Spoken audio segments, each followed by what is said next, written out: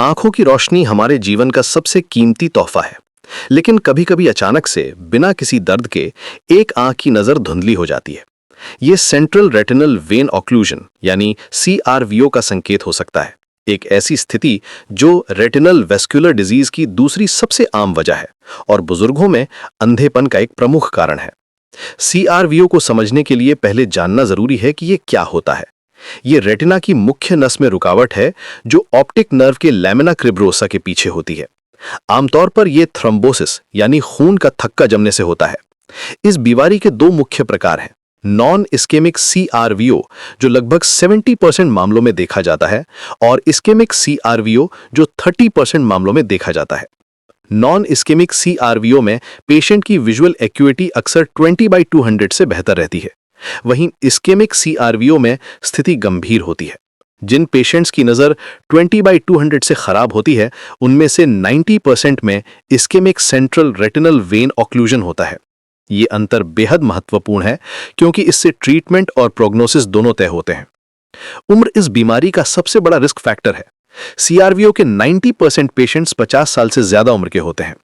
Developed countries में retinal vein ऑक्लूजन्स का prevalence 5.2 पर 1000 है, जबकि सेंट्रल रेटिनल वेन ऑक्लूजन का प्रिवलेंस 0.8 पर 1000 है। ये आंकड़े दिखाते हैं कि ये कितनी आम समस्या है। इस बीमारी के अन्य रिस्क फैक्टर्स में systemic arterial hypertension, open angle glaucoma, diabetes mellitus और हाइपरलिपिडीमिया शामिल हैं। ये सभी कंडीशंस ब्लड वेसल्स को प्रभावित करती हैं और थ्रोम्बोसिस का खतरा बढ़ाती हैं। खासकर हाइपरटेंशन एक बड़ा कारक है क्योंकि ये रेटिनल वेसल्स पर प्रेशर डालता है। जब CRVO होता है तो पेशेंट को अचानक से एक आंख में पेनलेस, ब्लरी या डिस्टॉर्टेड विजन का अनुभव होता है।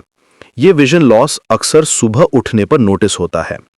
फंडस एग्जामिनेशन में एक characteristic blood and thunder appearance दिखती है जो एक्सटेंसिव हेमरेजेस की वजह से होती है। यह नाम इसलिए दिया जाता है क्योंकि रेटिना पर खून के धब्बे बिजली की तरह फैले हुए दिखते हैं। डायग्नोसिस के लिए एक्सटेंसिव लैबोरेटरी वर्कअप की जरूरत होती है। इसमें blood pressure, CBC, blood glucose, cholesterol levels और अगर पेशेंट 50 साल से कम का है या थ्रोम्बोसिस का हिस्ट्री है तो स्पेसिफिक टेस्ट्स भी शामिल हैं। अर्ली डायग्नोसिस बेहद जरूरी है क्योंकि ट्रीटमेंट की इफेक्टिवनेस इस पर निर्भर करती है। ट्रीटमेंट के मामले में अफसोस की बात यह है कि CRVO की प्रिवेंशन या ट्रीटमेंट के लिए कोई पूरी तरह इफेक्टिव मेडिकल ट्रीटमेंट उपलब्ध नहीं है। फिर भी मॉडर्न मेडिसिन में कई ऑप्शंस हैं। अक्सर ट्रीटमेंट में इंट्रावीट्रियल इंजेक्शंस ऑफ एंटी-VEG ड्रग्स का इस्तेमाल होता है जो न्यू ब्लड वेसल ग्रोथ और स्वेलिंग को कम करते हैं। ये इंजेक्शंस मैक्युलर एडीमा को कंट्रोल करने में मदद करते हैं। सर्जिकल इंटरवेंशंस में लेजर फोटोकोगुलेशन और विट्रेक्टमी शामिल है। लेजर ट्रीटमेंट उन एरियाज को टारगेट करती है जहां इस्केमिया है, जबकि विट्रेक्टमी सिवियर केसेस में की जाती है जब वीट्रियस हेमरेज हो गया हो। हर ट्रीटमेंट का अपना स्पेसिफिक इंडिकेशन और टाइमिंग होती है। प्रोग्नोसिस इनिशियल विजुअल एक्यूटी से डायरेक्टली रिलेटेड है। नॉन इस्केमिक CRVO का प्रोग्नोसिस बेहतर होता है। अगर ये इस्केमिक नहीं बनता तो लगभग 50% पेशेंट्स में बेसलाइन या नियर बेसलाइन विजन वापस आ जाती है। यंग पेशेंट्स में भी प्रोग्नोसिस बेहतर होती है, लेकिन इस्केमिक CRVO में मैक्युलर इस्केमिया की वजह से प्रोग्नोसिस वेरिएबल और अक्सर पुअर होती है। कॉम्प्लिकेशंस की बात करें तो ये काफी सीरियस हो सकती है। मैक्युलर एडीमा सबसे आम कॉम्प्लिकेशन है। वीट्रियस हेमरेज भी हो सकती है जब न्यू ब्लड वेसल्स रप्चर हो जाती हैं। सबसे गंभीर कॉम्प्लिकेशन नियोवैस्कुलर ग्लोकोमा है। इस्केमिक CRVO के 2/3 केसेस में आइरिस नियोवैस्कुलराइजेशन डेवलप होती है, आमतौर पर 2 से 4 महीने के बीच। ये कंडीशन अत्यंत पेनफुल होती है और अगर ट्रीट नहीं की जाए तो कंप्लीट ब्लाइंडनेस हो सकती है। रेटिनल नियोवैस्कुलराइजेशन भी 5% इस्केमिक CRVO आइज में होती है। ये नई ब्लड वेसल्स फ्रेजाइज होती हैं और आसानी से ब्लीड करती है, जिससे विजन में और भी गिरावट आ सकती है। इसलिए रेगुलर फॉलोअप और मॉनिटरिंग बेहद जरूरी है।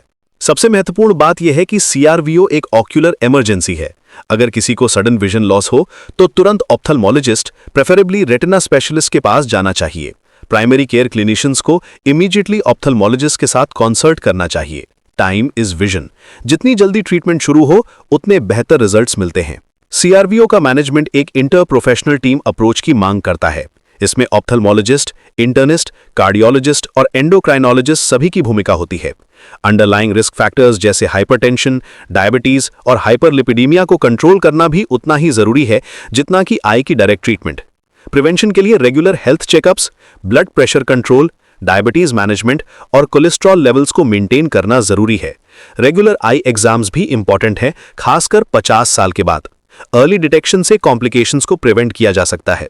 आज के मेडिकल साइंस में CRVO की अंडरस्टैंडिंग काफी बेहतर हो गई है। एंटी VEGF थेरेपी ने ट्रीटमेंट के लैंडस्केप को बदल दिया है। रिसर्च कंटिन्यू हो रही है नए ट्रीटमेंट ऑप्शंस के लिए, जिससे फ्यूचर में और भी बेहतर आउटकम्स की उम्मीद है। CRVO एक सीरियस कंडीशन है, लेकिन प्रॉपर डायग्नोसिस, टाइमली ट्रीटमेंट और कॉम्प्रिहेंसिव केयर से इसके इफेक्ट्स को मिनिमाइज किया जा सकता है।